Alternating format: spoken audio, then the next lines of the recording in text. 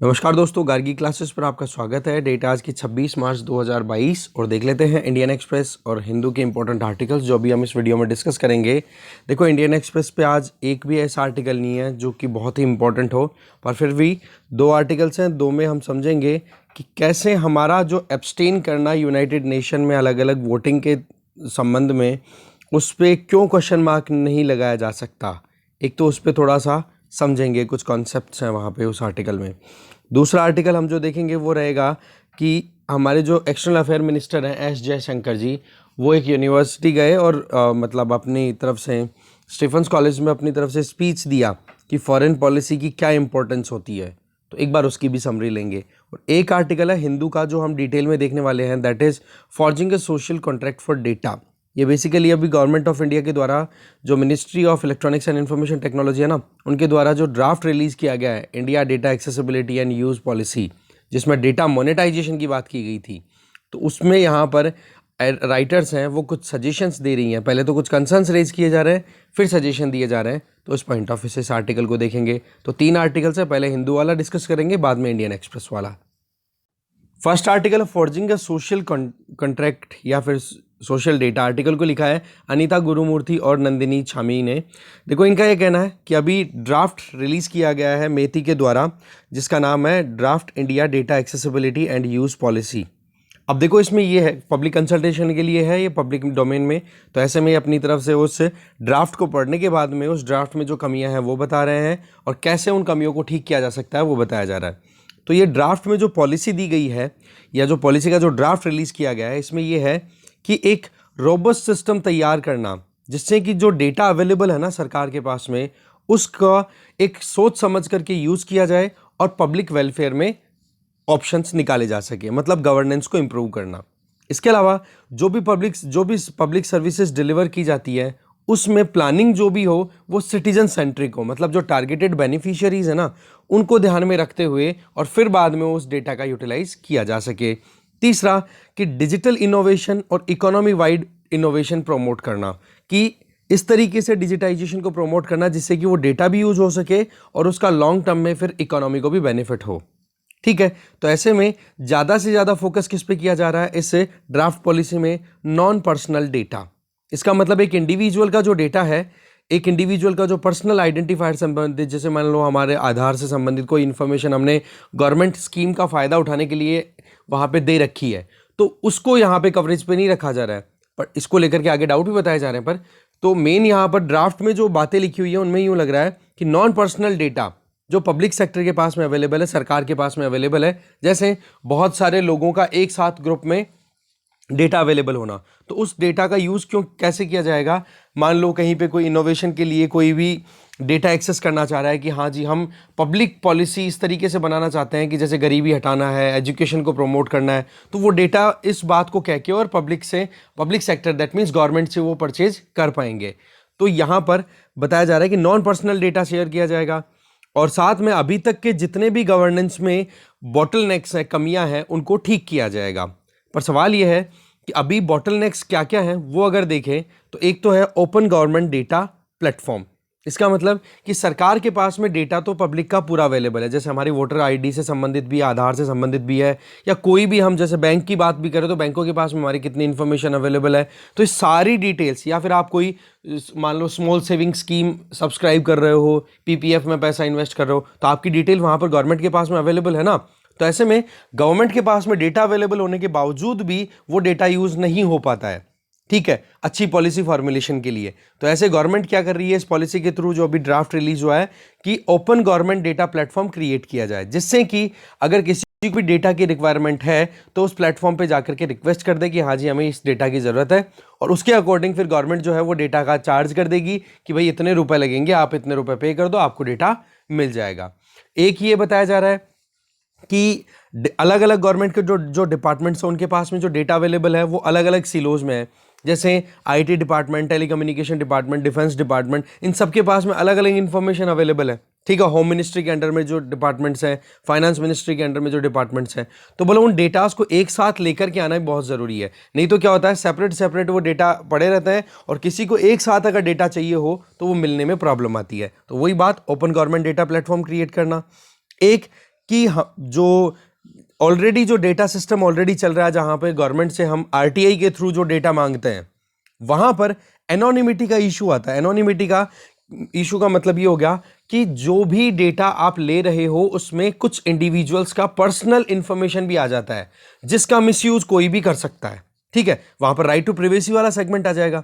तो वो data एनोनिमाइजेशन tool है ना, वो क्रिएट करना भी इस पॉलिसी का एक टारगेट है कि भाई किसी भी इंडिविजुअल के बारे में पता ना पड़े। फिर डेटा स्टीवर्डशिप मॉडल की कमी, इसका मतलब ये हो गया कि ऐसे मॉडल बनाना जिसमें कि मतलब जिनके पास में ज़्यादा पैसा है, ज़्यादा रिसोर्स है, वो ही डेटा एक्सेस करे। ऐसा ना हो जिनके पास में रिसोर्सेज की कमी है और उनको ज़रूरत है बहुत ही ज़्यादा कि हाँ भाई उनको डेटा अवेलेबल होना चाहिए, तो ऐसे सिस्टम को भी तैयार करना ज़रूरी है। साथ में डेटा क्वालिटी स्टैंडर्ड्स उनको मेंटेन रखना, लाइसेंसिंग की, भाई डेटा कौन सी कंपनी, कौन सी प्लेटफॉर्म, किस तरीके के हाई लेवल या कहते हैं ना कि हाईली सेंसिटिव डेटा है, उसको कौन यूज़ कर सकता है कौन नहीं, तो उस तरीके के लिए डेटा एक्सेसिबिलिटी के लाइसेंस का जो प्रोविज़न है वो प्रमोट करना, और साथ में डेटा शेयरिंग के लिए भी एक फ्रेमवर्क तैयार करना। तो ये कहीं ना कहीं अभी ये सारी की सारी कमियां चल रही हैं और उन्हीं कमियों को टारगेट करेगी अभी ये जो डेटा शेयरिंग संबंधित जो पॉलिसी है, जिसका ड्राफ्ट अभी गवर्नमेंट ने रिलीज़ किया है वो। अब सवाल ये है कि अभी तक की सिचुएशन अगर हम देखें तो हमारे पास में जो नॉर्म्स अवेलेबल हैं वो इनकम्प्लीट है, तभी तो ये नई पॉलिसी लाई जा रही है गवर्नमेंट के द्वारा। पर इस पॉलिसी में भी कुछ कमियां हैं। कैसे? देखो, ये जो गवर्नमेंट की अप्रोच है ना, इसको गवर्नमेंट टेक 3.0 अप्रोच बोला जा रहा है। ठीक है, कि गवर्नमेंट जो है वो इसमें अपनी जो अप्रोच है टेक्नोलॉजी के बेसिस पे उसको और अपग्रेड कर रही है, क्योंकि 2012 का हमारे पास में ऑलरेडी एक पॉलिसी अवेलेबल है जिसका नाम है national data sharing and accessibility policy, NDSAP policy available है 2012 की। ठीक है, उसमें आप देख सकते हो कि जो कहीं ना कहीं इसमें भी एफर्ट्स यही थे कि डेटा जो अवेलेबल है गवर्नमेंट के पास में, जो कि बहुत ही ज़्यादा वैल्यूएबल है, और एक वैल्यूएबल रिसोर्स होने के नाते आपको पता है कि जब भी कोई प्लान पॉलिसी फॉर्मुलेट करनी हो, कोई भी प्रोग्राम बनाना हो, तो उसमें स्टार्ट्स का बहुत इंपॉर्टेंट रोल होता है, स्टैटिस्टिक्स का बहुत ज़्यादा इंपॉर्टेंट रोल होता है। तो ऐसे में डेटा गवर्नमेंट के पास है, पर फिर भी इफेक्टिव अप्रोच के तौर पे नई प्लान नहीं बन रहे हैं, नई स्कीम्स नहीं बन रही हैं, जिससे कि जो एक कहा जाता है ना कि टारगेट लिया जाता है, उतना आउटकम किसी भी स्कीम का मिलता नहीं है। या मान लो कहीं पर कोई कंपनी प्लान बना रही है तो उसको भी कहीं ना कहीं नुकसान उठाना पड़ता है। तो ऐसे में हमारे पास में एनडीएसएपी 2012 की पॉलिसी अवेलेबल है। पर सवाल क्या है कि अभी ये जो नई पॉलिसी लाई जा रही है, इसमें क्या है, वो कोशिश ये की जाएगी कि कैसे भी करके इकोनॉमिक डेवलपमेंट इंश्योर हो सके, किसका, डेटा का यूज़ करके, और साथ में डेटा बेस्ड इंटेलिजेंस भी प्रमोट हो सके कि कहीं पे कोई गलत यूज़ तो नहीं हो रहा है डेटा का। अब सवाल ये है कि आपके पास में एनडीएसएपी ऑलरेडी अवेलेबल है, अब इसी को एक तरीके से आप अपग्रेड कर रहे हो, नई पॉलिसी का ड्राफ्ट आपने रिलीज़ कर दिया। तो राइटर्स हैं वो ये कहते हैं कि भाई नॉर्म्स, रूल्स और मैकेनिज्म, अगर इन तीनों पे हम नज़र डालें और ये ड्राफ्ट पॉलिसी जो रिलीज़ की है गवर्नमेंट ने, बोला उसमें कुछ ना कुछ कमियां अभी भी बच रही है। अब वो कमियां क्या है वो देखते हैं। जैसा कि ये अभी जो नई ड्राफ्ट रिलीज़ हुई है, इसमें ये बताया जा रहा है कि सिटीजन्स को ज़्यादा से ज़्यादा जागरूक किया जाएगा, उनका पार्टिसिपेशन होना चाहिए कि हाँ भाई अवेयरनेस होगी तभी फिर वो डेटा को एक्सेस भी करेंगे और डेटा शेयर करने में भी पीछे नहीं जाएंगे, और एक ओपन डेटा प्लेटफॉर्म पे गवर्नमेंट के साथ में सीधा इंटरेक्ट भी कर पाएंगे। ये कुछ इंपॉर्टेंट ऑब्जेक्टिव्स हैं जो इस स्कीम में लॉन्च किए गए हैं। पर सवाल ये आ जाता है कि जब आप ओपननेस की बात कर रहे हो, इसका मतलब कोई भी उस डेटा को एक्सेस कर सकता है, तो वहां पर आप ट्रांसपेरेंसी प्रोमोट कर रहे हो कि हाँ जी गवर्नमेंट के पास में जो डेटा अवेलेबल है उस डेटा को कोई भी एक्सेस कर सकता है। बस एक्सेस करने के लिए आपके पास में जो जिस स्टैंडर्ड का लाइसेंस अवेलेबल है, जितनी आपकी एलिजिबिलिटी है उसके हिसाब से आपको डेटा अवेलेबल करा दिया जाएगा। मान लो कोई हाईली सेंसिटिव डेटा एक्सेस करने की कोशिश कोई जनरल पब्लिक से या कोई भी इस तरीके का इंडिविजुअल कर सकता है जो कि उस डेटा का मिसयूज कर सकता है हमारे देश के खिलाफ में, हमारे लोगों के खिलाफ में, तो उनको वो डेटा नहीं शेयर किया जाएगा। बट नॉर्मली अगर देखा जाए तो वो जो डेटा प्लेटफॉर्म होगा जहां से पूरा गवर्नमेंट का डेटा एक साथ इकट्ठा होगा और वहां से कोई भी एक्सेस कर पाएगा। इसका मतलब ओपननेस प्रमोट कर रहे हो, ट्रांसपेरेंसी प्रमोट कर रहे हो। पर मुद्दा ये आ जाता है कि अगर आप नॉन पर्सनल डेटा सेट को प्रमोट करते हो तब तो और नॉन पर्सनल डेटा सेट को अगर आप प्रमोट करते हो तो ठीक है कि हाँ किसी भी एक इंडिविजुअल की आइडेंटिटीज वहां पर ओपन नहीं हो रही है। तो इसमें राइट टू प्रिवेसी एक इंडिविजुअल का जो फंडामेंटल राइट आर्टिकल 21 में वो कॉम्प्रोमाइज नहीं होगा। अब बात ही आ जाती है कि जब नॉन पर्सनल डेटा को कोई एक्सेस करने के लिए जाता है फॉर एग्जाम्पल हमारे यहाँ पर right to information act available है। आप जाते हो या आपको कोई भी रिक्वायरमेंट है इन्फॉर्मेशन की डिपार्टमेंट वाइज, तो आप आरटीआई डाल करके पूरी इन्फॉर्मेशन ले लेते हो ना।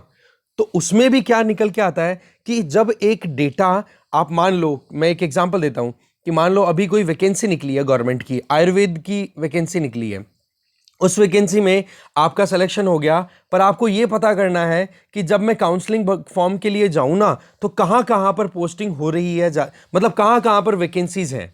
आपने आरटीआई लगाई आयुर्वेद डिपार्टमेंट में जाके, और वहां से आरटीआई में इंफॉर्मेशन ले ली कि भाई फला फला जगह पे इतनी वैकेंसीज चल रही है, और इस तरीके से आपने अपना फॉर्म भर दिया, तो आपको जनरल इंफॉर्मेशन मिल गई। ये तो राइट टू इंफॉर्मेशन एक्ट का काम हो गया। पर सवाल ये है ना कि आयुर्वेदा डिपार्टमेंट में कितनी ज्यादा वैकेंसीज हैं, क्या ट्रेंड देखने को मिल रहा है, और थोड़ा सा और ढंग से इन्वेस्टिगेशन कर ले तो पता पड़े कि भाई जहां पर वैकेंसीज है वहां पर वैकेंसीज का कारण क्या है, और उसमें पता पड़े कि प्रीवियस जो ऑफिशियल्स डिप्लॉयड थे उन्होंने कुछ वहां पर प्रॉब्लम क्रिएट की थी, इस वजह से वहां पर कोई नया आयुर्वेद डॉक्टर है वो वहां पर अपॉइंट ही नहीं हो पा रहा है।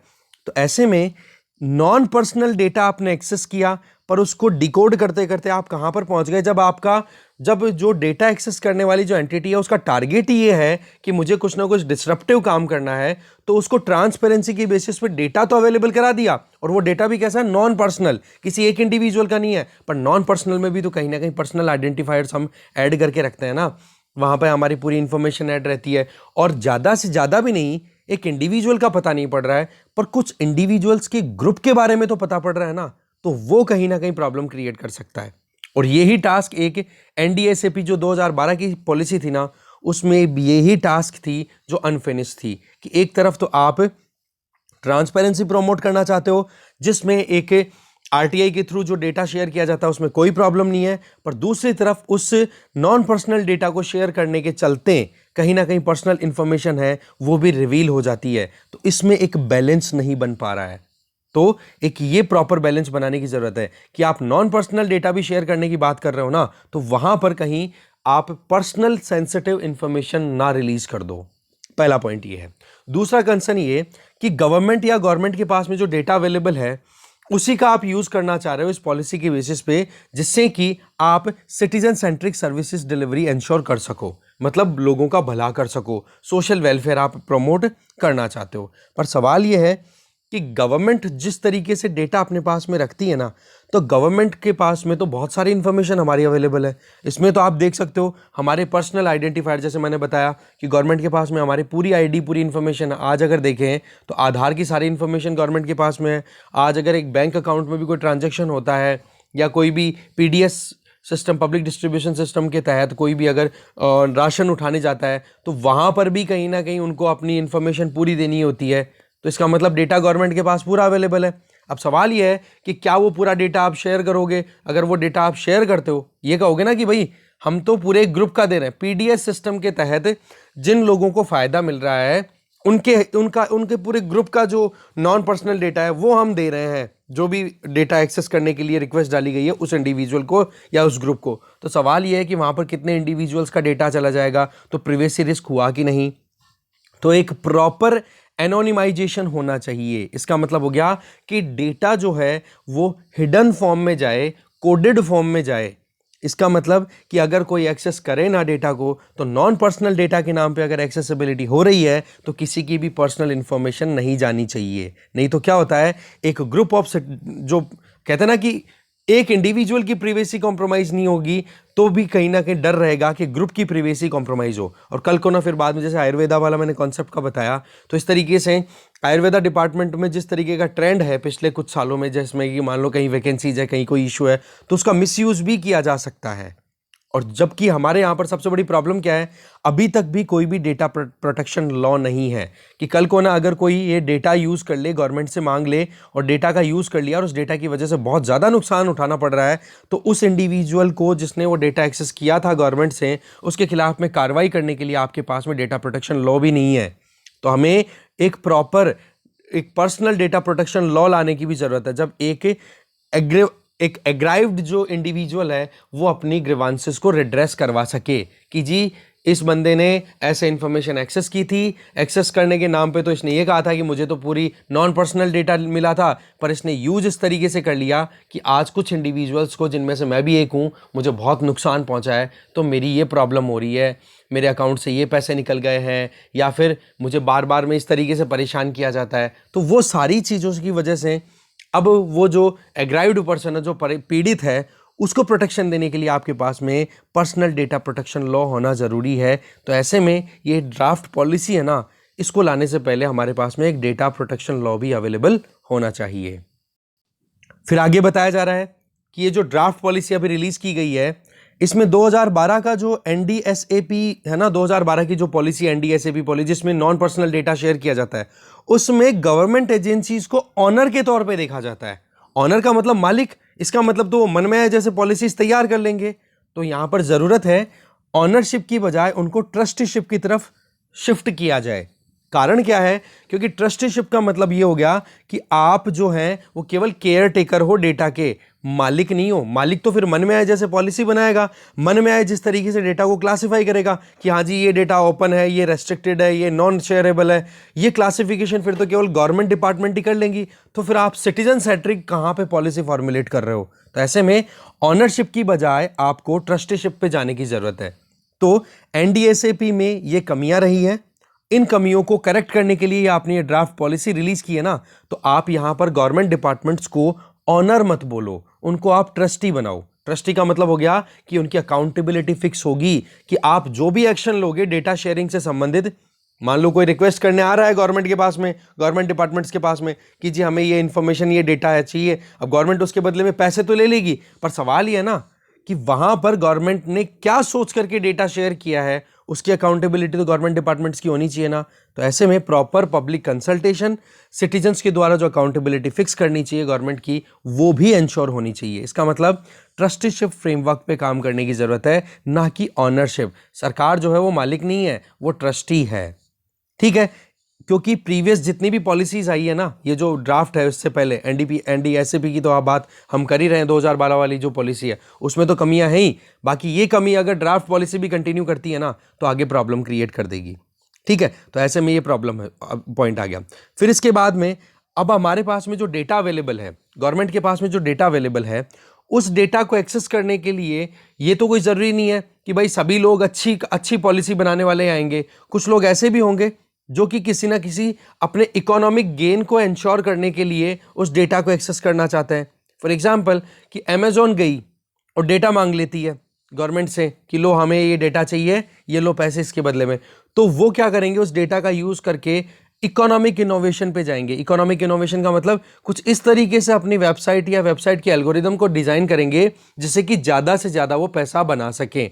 तो राइटर्स ये कहना चाह रहे हैं कि जो आप पब्लिक सेक्टर डेटा है ना, उसको बड़ी टेक कंपनीज के साथ शेयर मत होने देना। नहीं, उसका फिर वो मार्केट को कैप्चर करने के चलते खुद का पैसा बना लेंगे। और आज जिस तरीके से जो स्टेट्स हैं, स्टेट का मतलब सरकारें जो हैं, उनको सीधा जिस तरीके से चैलेंज कर रही है ना आज ये बड़ी टेक्निकल कंपनीज, बोलो वो और ज़्यादा मुश्किलें पैदा कर देगी। तो ऐसे में इकोनॉमिक इनोवेशन लाने के चक्कर में बिग टेक कंपनीज जो हैं वो डेटा को एक्सेस करना चाहेंगी, और उस डेटा एक्सेसिबिलिटी में अगर गवर्नमेंट ने एंटरटेन कर दिया, क्योंकि वो पैसा लेना चाह रही है। वैसे गवर्नमेंट का काम क्या है?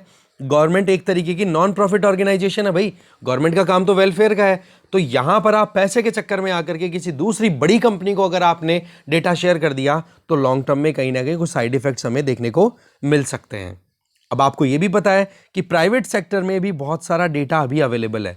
आज के टाइम पे अगर हम देखें तो जितनी भी एक्सेसिबिलिटी एक्सेस हमारा रहता है, उसमें ज़्यादातर जो हमारा ऑनलाइन डेटा जो शेयर हो रखा है ना, वो प्राइवेट सेक्टर के साथ में है। आज आप खुद भी देखो, एक बार फ़ोन खोल करके देखो ना, तो कितनी एप्लीकेशंस आपके फ़ोन में इंस्टॉल्ड है, उनमें से ज़्यादातर प्राइवेट सेक्टर का ही है। इसका मतलब हमारा बहुत सारा डेटा प्राइवेट सेक्टर के साथ भी शेयर्ड है। इसका मतलब क्या हो गया कि केवल पब्लिक सेक्टर में जो डेटा अवेलेबल है उसी को आप लोगों के साथ सिटीजन सेंट्रिक मैनर में यूज करवा रहे हो, वो कंडीशन प्राइवेट सेक्टर पे भी अप्लाई होनी चाहिए। इसका मतलब पब्लिक एंड प्राइवेट जितना भी डेटा अवेलेबल है इन दोनों सेक्टर्स के पास में, गवर्नमेंट और निजी क्षेत्र के लोगों के पास में, वो सारा का सारा डेटा इस तरीके से अवेलेबल होना चाहिए जिस तरीके से अभी हम केवल गवर्नमेंट डेटा की बात कर रहे हैं। और इसके लिए आप एग्जाम्पल ले सकते हो यूरोपियन यूनियन से। यूरोपियन यूनियन ने देखो कॉमन इंटरऑपरेबल डेटा स्पेस बनाए हैं। मतलब कॉमन का मतलब पब्लिक और प्राइवेट सेक्टर पूरा डेटा एक जगह पे आएगा। इंटरऑपरेबल, गवर्नमेंट को लगे कि हाँ भाई प्राइवेट सेक्टर में जो डेटा अवेलेबल है वो हमारे लिए पॉलिसी फॉर्मुलेशन में काम आ सकता है, तो गवर्नमेंट टेक ओवर कर लेगी उस डेटा को। और दूसरी तरफ प्राइवेट सेक्टर को अगर लगे कि हाँ जी हमें कोई इस तरीके का काम करना है जिससे कि मार्केट में डिमांड जिस चीज़ की चल रही है उसको हम टैकल कर सके, या फिर गवर्नमेंट के पास में जो डेटा अवेलेबल है उससे ये पता पड़ जाएगा कि हाँ जी हमें कैसे प्रॉफिट अर्न करना है। तो इसमें क्या हो गया, एक तो डेटा शेयरिंग के लिए आपने क्या कर दिया कि आप एनकरेज कर रहे हो वॉलंटरीली, प्रेशर नहीं बनाया, वॉलंटरीली। इसका बेनिफिट क्या हो गया कि एक तो डेटा शेयर, डेटा पूलिंग होगी एक तरीके से। गवर्नमेंट और प्राइवेट दोनों सेक्टर के आकर के जो इंडिविजुअल्स है, जो कंपनियां हैं, वो आकर के डेटा एक साथ अपना एक प्लेटफॉर्म पे शेयर कर देंगी और फिर वो पूल बन गया ना, उसको दोनों यूज कर सकते हैं। इससे क्या है, वहां पर हेल्थ, एनर्जी, एग्रीकल्चर, इनसे संबंधित जो भी पॉलिसी बनानी होती है ना, प्रॉब्लम नहीं आती है। दूसरी तरफ अगर कोई डेटा शेयर करने से मना करता है तो ठीक है भाई, तू डेटा नहीं शेयर करना चाहता है तो फिर बाद में उस पूल में जो भी डेटा अवेलेबल है उससे तेरी एक्सेसिबिलिटी नहीं है, तेरे को कुछ नहीं मिलेगा। साथ में पर्सनल डेटा प्रोटेक्शन लॉ के साथ में कंप्लायंस देखी जा रही है यूरोपियन यूनियन में कि किसी भी इंडिविजुअल को पर्सनली कहीं हार्म ना पहुंच जाए। साथ में कंज्यूमर प्रोटेक्शन लॉ और कंपटीशन लॉज, इनके साथ में भी कंप्लायंस देखी गई है। इसका मतलब ये हो गया कि डेटा शेयरिंग से पहले आपके पास में ये रोबस्ट मैकेनिज्म होने चाहिए। कौन सा? Data protection law, consumer protection law, competition law, कहीं पर भी कोई नुकसान नहीं होना चाहिए। फिर बाद में आप इस तरीके की पॉलिसी बनाओ जहां पर पब्लिक प्राइवेट दोनों मिलकर के काम करें, एक दूसरे का डेटा भी एक्सेस कर सके और प्रॉपर पॉलिसी फॉर्मुलेशन कर दे। नहीं, क्या होता है कि अगर इस तरीके की कंडीशन आप नहीं तैयार करोगे ना डेटा शेयरिंग के लिए, तो फिर बाद में प्रॉब्लम ये हो जाती है कि हमारे यहाँ पर जब कोई भी पहली बार कोई कंपनी एंटर होती है ना हमारे देश में, क्योंकि हम एक कैसी प्लेटफॉर्म है, कैसी इकोनॉमी है जहाँ पर किसी भी नई चीज़ को अब आ रहा हमारे मतलब हम इकोनॉमिक एक्टिविटीज़ को एक्सपेंड करने के चलते हैं, हम नई नई एक्टिविटीज़ को प्रमोट करते हैं। अब उन नई इकोनॉमिक एक्टिविटीज़ में कोई भी अगर आ जाता है ना, पहली कोई कंपनी आती है वो कैप्चर कर लेती है। आज देखो अमेजोन किस तरीके से पूरे मार्केट को होल्ड कर रखा है। ये तो फ्लिपकार्ट थोड़ा सा फाइट करने में सक्सेस गेन कर पा रहा है, कारण कि फ्लिपकार्ट को वॉलमार्ट ने टेक ओवर कर लिया। नहीं तो केवल अमेजोन अकेली कंपनी रह रही है आज, आपको पता होना चाहिए हमारे देश में सबसे ज़्यादा। तो अमेजोन के पास में जो डेटा अवेलेबल है वो डेटा का खुद ओनर बन के बैठ जाता है, फिर मन में आए ना वैसे उस डेटा का यूज़ करते हैं वो लोग। ठीक है, ये जो कंपनीज हैं वो, तो इस केस में अगर गवर्नमेंट को उस टाइम पर पब्लिक रिलेटेड डेटा की जरूरत पड़ जाए, मतलब यहां पर कंपनी ने पूरे डेटा पे अपना अधिकार बना लिया कि जी आपने लॉगिन करवा लिया, पूरी इंफॉर्मेशन गेन कर ली, कहाँ रहते हो, एड्रेस वेड्रेस, और शुरू में कोई नई चीज़ आती है तो पता भी नहीं रहता है यूजर्स को कि हाँ भाई कौन सी इंफॉर्मेशन तो हमें शेयर करनी है और कौन सी नहीं करनी, राइट। तो सारा डेटा उनके पास में आ गया ना, प्राइवेट सेक्टर की जो कंपनियां उनके पास में, या वो अकेली कंपनी जिसने सबसे पहले पकड़ बनाई थी मार्केट पे। अब आप बताओ कि कोविड जैसा आउटब्रेक अगर होता है, कोविड जैसा अगर आउटब्रेक होता है, इमरजेंसी की सिचुएशन आती है और गवर्नमेंट को चाहिए डेटा जिससे कि आइडिया लग जाए कि कहाँ कहाँ पर किस कौन कौन से लोग रहते हैं और कैसे हम अप्रोच बना सकते हैं जिससे कि पब्लिक वेलफेयर इंश्योर हो सके। तो वो डेटा शेयर करने से अगर मना कर दे वो कंपनी, तो क्या गवर्नमेंट कर लेगी जी? कुछ नहीं करेगी ना। तो ऐसा इमरजेंसी वाली सिचुएशन में हमें यूरोपियन यूनियन का जो प्रपोज डेटा एक्ट है ना 2022 का, उससे हमें समझना होगा कि भाई जो पब्लिक फॉर्म जिस तरीके से डेटा शेयर करने के लिए रेडी है ना, उसी तरीके से प्राइवेट फॉर्म पर भी ऑब्लिगेशंस हैं कि अगर कोई इमरजेंसी सिचुएशन आए तो वो भी वहाँ पर डेटा शेयर करे। ये चीज़ मेंशन होनी चाहिए पॉलिसी में। फिर आ जाती है बात ये कि हमारे यहाँ पर जो डेटा एक्सेसिबिलिटी की बात करें तो इसमें एक हमें ज़रूरत है, वो है स्टीवर्डशिप मॉडल। इसका मतलब कि आप इस तरीके का मॉडल तैयार करो जहाँ पर आप सुपरविजन प्रॉपर कर सको, एक प्रॉपर फिल्ट्रेशन का लेवल होना चाहिए, या मल्टी लेयर स्ट्रक्चर तैयार हो जिससे कि डिफरेंट लेयर्स के बाद में फिर डेटा एक्सेसिबिलिटी इंश्योर हो। इसके लिए जो एनडीएसएपी 2022 की पॉलिसी है ना, उसके तहत already NPDA that means non personal data authority establish की हुई है, जो कि एक इंडिपेंडेंट इंस्टीट्यूशनल मैकेनिज्म है, सेपरेटली काम करती है। तो इसको क्या करने की जरूरत है, एक high value data set create करने की जरूरत है। किस डेटा की? पर्सनल डेटा नहीं, नॉन पर्सनल डेटा, जिससे ये पता, ये अथॉरिटी सबसे पावरफुल अथॉरिटी होगी यहाँ पे, पावरफुल या फिर जो डिसीजन मेकिंग की जो फाइनल डिसीजन जो भी होगा ना कि हाँ जी डेटा शेयर करना है कि नहीं, तो वो एनपीडीए ही डिसाइड करेगा। तो ऐसे में किस सेक्टर में कितना डेटा पब्लिक सेक्टर के द्वारा शेयर किया जाएगा वो क्लासिफिकेशन करना इस एनपीडीए के द्वारा होना चाहिए। अब क्या है, और साथ में आप पब्लिक इंटरेस्ट को प्रमोट करने के चलते जो गवर्नमेंट डिपार्टमेंट्स हैं या जो प्राइवेट सेक्टर में जो भी डेटा अवेलेबल है उनको आप टैग दे दो ट्रस्टीशिप का। ओके, अब एक तो लेयर हो गई एनपीडीए का और एक हो गया ट्रस्टीशिप का। अब मान लो कोई इंडिविजुअल अगर डेटा एक्सेसिबिलिटी के लिए रिक्वेस्ट डालता है तो वो डेटा सबसे पहले किसके पास में जाएगा, एनपीडीए के पास में। एनपीडीए जो है वो डेटा रिक्वेस्ट को चेक करेगा कि हाँ भाई कितना क्या आप देख रहे हो, कौन सा डेटा आपको चाहिए, वो डेटा शेयरेबल है कि नहीं। जब ये चीज़ पे फाइनल डिसीजन हो जाए एनपीडीए का कि हाँ जी ये डेटा शेयरेबल है, तो वो रिक्वेस्ट आगे फॉरवर्ड कर दी जाएगी उन गवर्नमेंट डिपार्टमेंट्स को जहाँ से वो डेटा लेने की डिमांड की गई है। और वो गवर्नमेंट डिपार्टमेंट जो होंगे वो कौन हो गए, ट्रस्टी। अब ट्रस्टीशिप जो है वो ये देखेगी कि वो डेटा शेयर करना है या नहीं। अब ट्रस्टीशिप में आप प्राइवेट और गवर्नमेंट दोनों की बात हम कर रहे हैं यहाँ पे, क्योंकि उनके पास में वो डेटा अवेलेबल है सिटीजन्स का।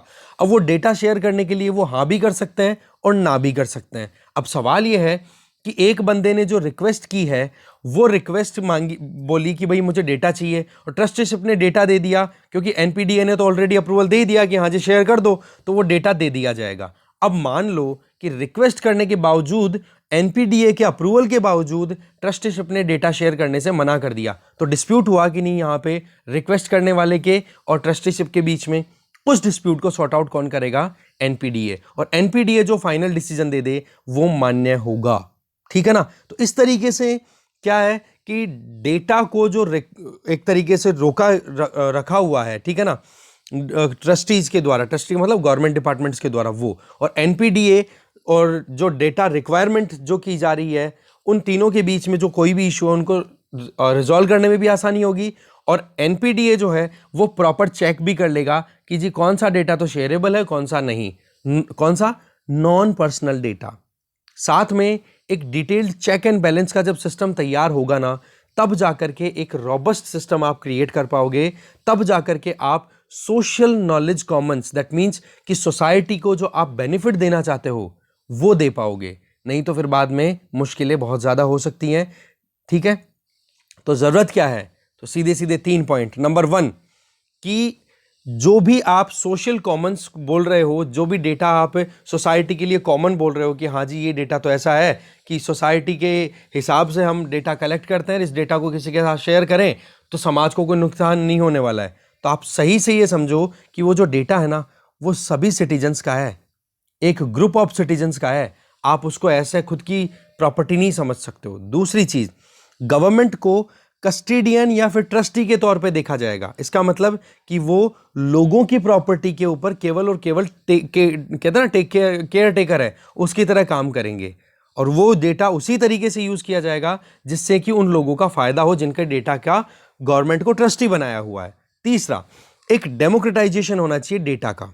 कैसे कि आप ऐसा इंस्टीट्यूशनल मैकेनिज्म तैयार करो जिसमें केवल नाम का डेमोक्रेटाइजेशन नहीं हो, वहां पर काम का भी डेमोक्रेटाइजेशन हो। इसका मतलब कि अगर कोई एक्सेस करे डेटा को तो वहां पर एक प्रॉपर कंसल्टेशन के बाद में ही उस डेटा को अवेल किया जाए, क्योंकि डेमोक्रेसी के एक बहुत इंपॉर्टेंट पार्ट है डिबेट, डेलिब्रेट, डिस्कशन।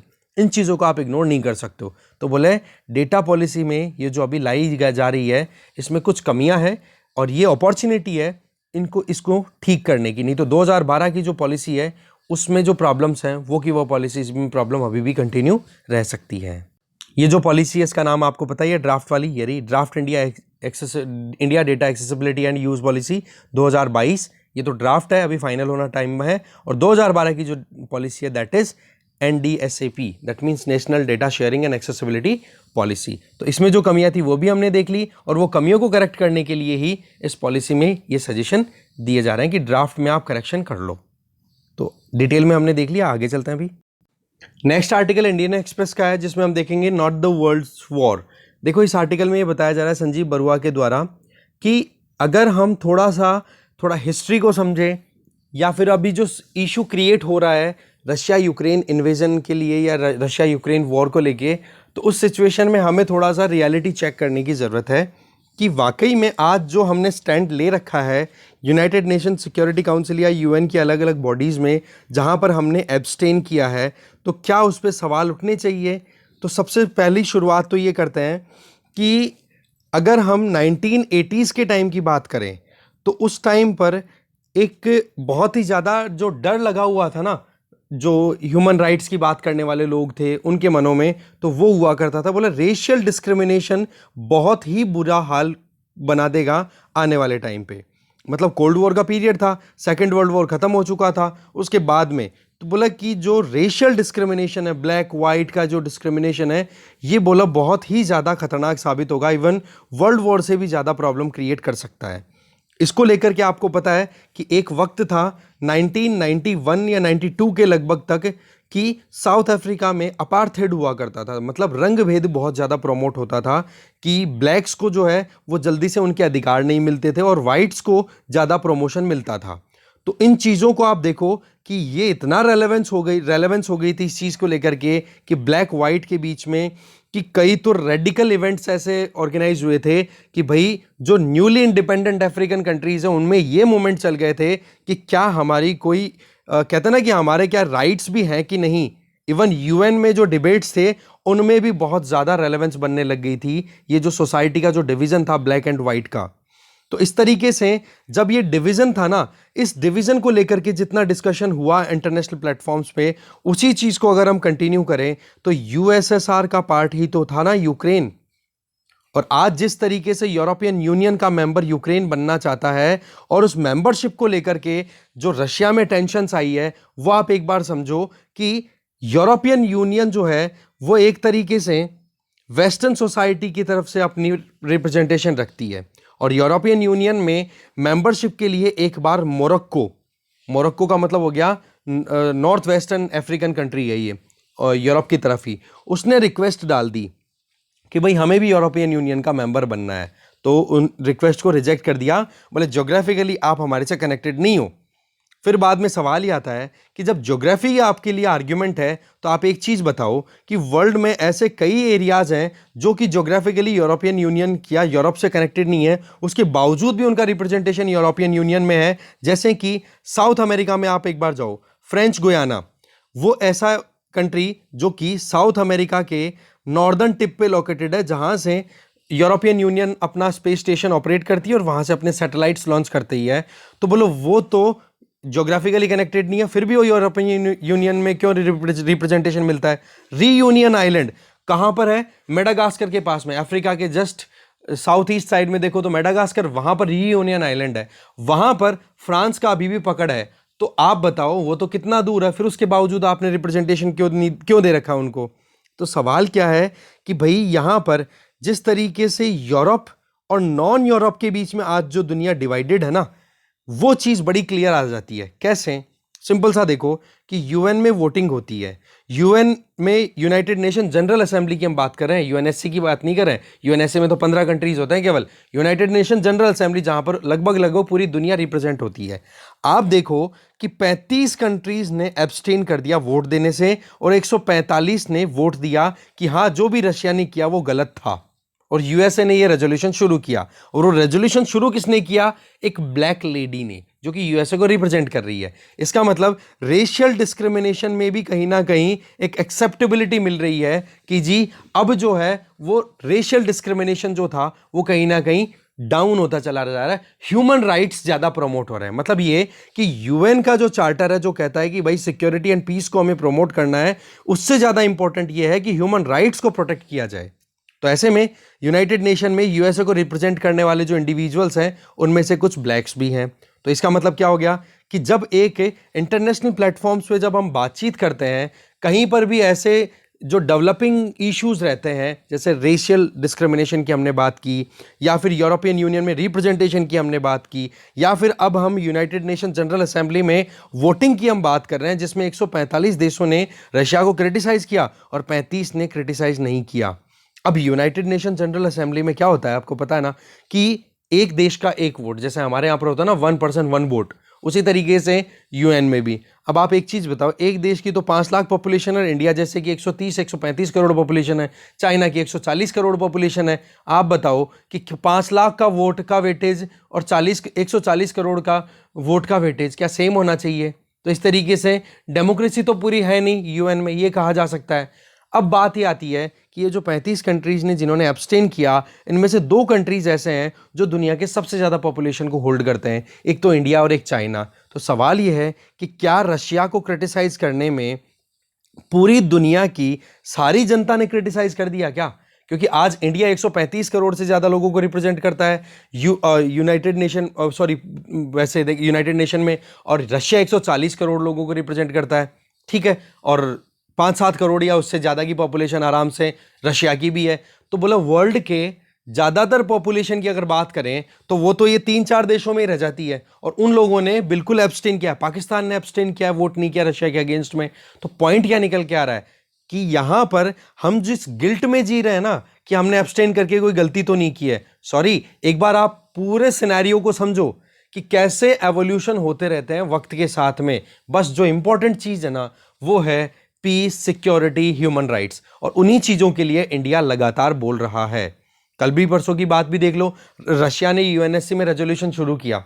रेजोल्यूशन में क्या था कि यूक्रेन में जो कुछ भी हुआ उसके लिए जिम्मेदार यूक्रेन ही है, क्योंकि यूक्रेन ने रशियन नेशनल्स के खिलाफ में नाजिज्म प्रमोट कर रखा, उनकी मास किलिंग करवा रहा है यूक्रेन।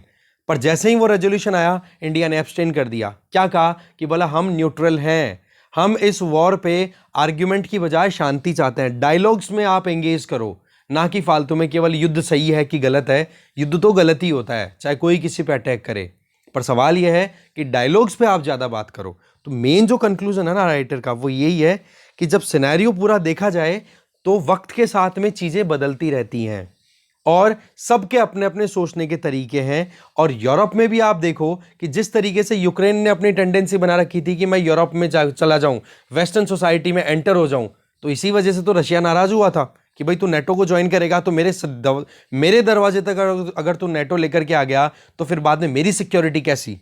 तो ऐसे में रशिया ने जो अटैक किया, रशिया का आर्ग्यूमेंट है, यूक्रेन का वहां जाना उसका आर्ग्यूमेंट है, हमने एब्सटेन किया वो हमारा आर्ग्यूमेंट है। तो ऐसे में हमने एब्सटेन किया, कोई गलती नहीं की, हमारे पास में इसके पीछे बहुत सारे एविडेंसेस अवेलेबल है, हमारे पास में बहुत सारा एक्सपीरियंस अवेलेबल है। तो ये चीज़ यहाँ पे राइटर जो है वो बता रहे हैं। फिर एक जो आर्टिकल है वो यहाँ पर है हमारी फॉरेन पॉलिसी को लेके, जिसमें हमारे एक्सटर्नल अफेयर मिनिस्टर जो हैं वो अभी एक कॉलेज में अपना एड्रेस दे रहे थे, तो इन्होंने बताया कि फॉरेन पॉलिसी का मतलब यही नहीं होता केवल इंटरनेशनल रिलेशंस चल रहे हैं।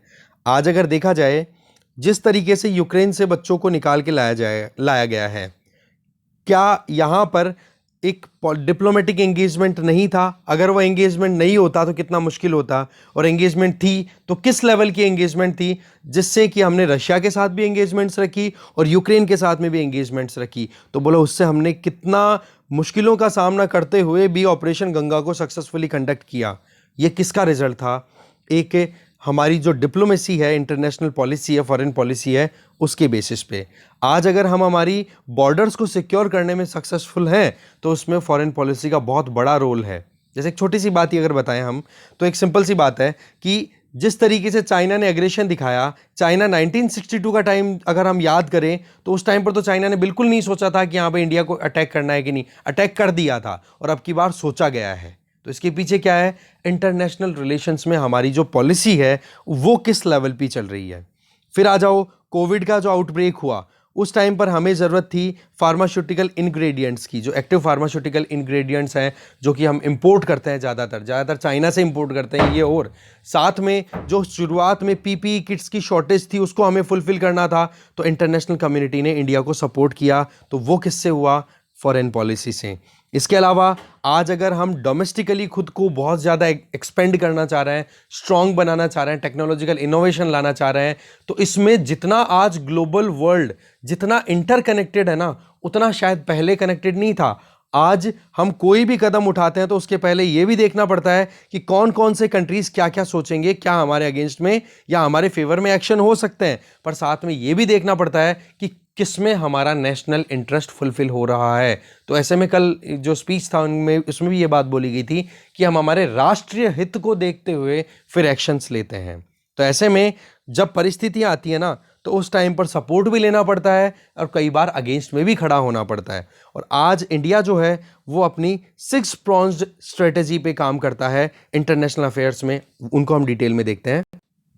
पहली तो ये कि दुनिया हमारे बारे में क्या सोचती है, उस सोचने के तरीके को हमें बदलना है। वो क्या कि भाई इंडिया एक गरीब देश है, केवल और केवल मांगने वाला देश है, बिल्कुल भी नहीं। हम इंटरनेशनल ऑर्डर में जो चेंजेस आते हैं ना, उसमें हम एक्टिव रोल प्ले करने वाले कंट्री है, ये दुनिया को समझाना है। दूसरा ये कि हम उन कंट्रीज के साथ पार्टनरशिप बनाएंगे, जो पार्टनरशिप जिस भी कंट्री के साथ बनाएंगे वहां पर इक्वल टर्म्स में हमारी पार्टनरशिप होगी। ऐसा नहीं कि वो मास्टर होगा हम स्लेव होंगे, या वो सुपर होगा हम इंफीरियर होंगे। सॉरी, हम इक्वल टर्म्स पे बनाते हैं। हाँ, छोटे देशों के साथ में हमारी रिलेशनशिप होगी, वो हमारी जेनरस होगी, मतलब उनकी तरफ हमारा जो बिहेवियर होगा वो कुछ ऐसा जैसे हम उनको दें। जैसे वही बात है, वैसे बोलने को तो इसको बिग ब्रदर आइडिया बोला जाता है, बट बिग ब्रदर का जो आइडिया है ना, उसमें आप थोड़ा ये भी तो देखो, बड़ा भाई छोटे भाई के लिए कितना अच्छा करता है। पॉइंट क्या है कि छोटे कंट्रीज के लिए हम हमारी जो बिहेवियर है वो पोलाइट रखेंगे।